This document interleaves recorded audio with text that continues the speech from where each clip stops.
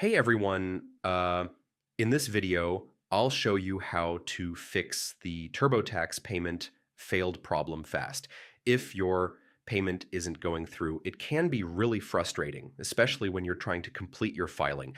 But most of the time, it's actually easy to fix once you check a few key things. First, double check your card details like the number, expiry date, CVV, and billing address. Even small mistakes can cause the payment to fail. Next, card hasn't reached its daily or monthly limit. Sometimes payments get declined simply because of bank restrictions.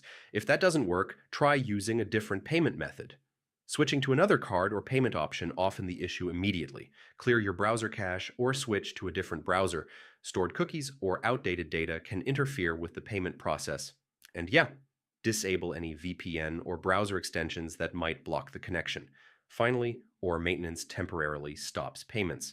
Most of the time, these steps should get your payment through successfully. Hope this helped. Thanks for watching.